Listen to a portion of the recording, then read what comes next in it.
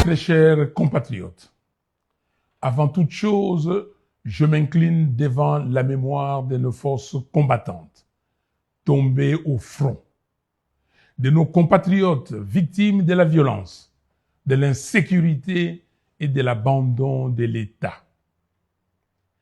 J'adresse mes condoléances aux familles endeuillées du Nord Kivu, du Sud Kivu, de l'Ituri et des territoires de l'Ouest touchés par les phénomènes Mobondo. La nation partage votre douleur. Votre souffrance ne doit plus être ignorée. Mes chers compatriotes, en cette fin d'année 2025, la République démocratique du Congo, notre pays, traverse l'une des crises les plus graves de son histoire. Notre pays est agressé. Notre souveraineté est menacée. Notre peuple est abandonné.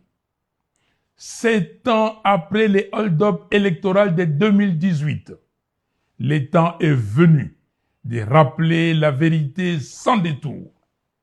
Le compromis politique entre Joseph Kabila et Félix Tshisekedi a échoué.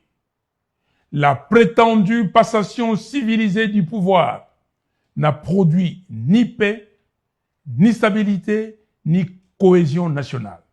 Elle a affaibli l'État, fragilisé nos institutions et ouvert la voie aux ennemis de la République. Chères Congolaises, chers Congolais, le temps de la résignation est révolu. Le temps du mensonge est terminé. Le temps de la peur doit prendre fin. Aujourd'hui, les faits sont implacables. Plus de 8 millions de Congolais sont déplacés sur leur propre sol. Des millions vivent comme réfugiés. Plus de 3/4 de notre population peine à se nourrir chaque jour. Et notre nation continue de pleurer des millions de vies fauchées par des guerres imposées, notamment par l'agression rwandaise et ougandaise. Ce drame n'est ni une fatalité, ni une malédiction.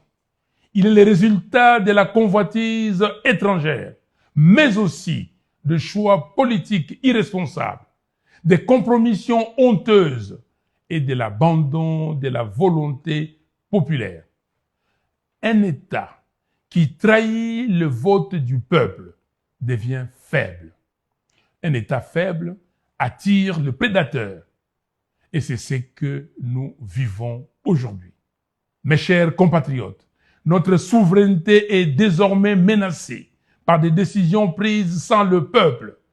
Les accords signés le 4 décembre dernier à Washington engagent l'avenir de la République démocratique du Congo sans débat national, sans transparence et sans consentement populaire. Ces accords sont opaques. Le peuple ne sait pas. Le peuple n'a pas décidé. Le Congo n'est pas une propriété privée. Le peuple congolais a le droit de savoir. Il a le droit de décider. Face à cette situation, une vérité s'impose. Rien ne changera sans le peuple. L'histoire ne se fait jamais sans lui. Et l'avenir du Congo ne se construira ni dans le silence, ni dans la peur, ni dans la division.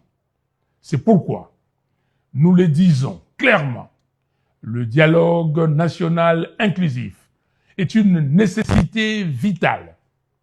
Refuser ce dialogue, c'est refuser la paix. Refuser ce dialogue, c'est prolonger la crise. Refuser ce dialogue, c'est engager une lourde responsabilité politique. Nous lançons également un appel ferme à la communauté internationale. Nous exigeons l'application stricte de la résolution 2773 des Nations Unies. Nous exigeons une condamnation claire du Rwanda pour les crimes commis sur le sol congolais. Les Congos ne demandent pas la charité. Les Congos ne demandent pas la pitié. Le Congo exige la justice, le respect de sa souveraineté et le droit de vivre en paix. Congolaises, Congolais, l'heure n'est plus à l'attentisme, l'heure est à la vigilance, l'heure est à l'engagement citoyen, l'heure est à la cohésion nationale. Soyons dans les camps de la patrie. Je m'adresse particulièrement à la jeunesse congolaise. Vous êtes la force, vous êtes le présent et l'avenir. Refusez le tribalisme, refusez la corruption, refusez le fanatisme aveugle, refusez l'affaiblissement de l'État. Exigez un leadership responsable. Exigez la convocation immédiate du dialogue national inclusif. Hier, jeune, avec mes amis, je me suis battu pour la fin de la dictature et pour l'instauration de la démocratie. Le 16 février 1992, nous avons marché pour exiger la réouverture de la conférence nationale souveraine, convaincus que l'avenir de notre pays s'est joué alors. Aujourd'hui, toi, jeune Congolais, ne laisse personne hypothéquer ton avenir ni confisquer tes rêves. Lève-toi, prends ta place dans l'histoire de notre nation, engage-toi. Mes très chers compatriotes, en cette fin d'année, je vous adresse où que vous soyez mes vœux le plus sincère pour l'année 2026. Que cette année soit celle du réveil de la conscience nationale, de la vérité et de la dignité retrouvée.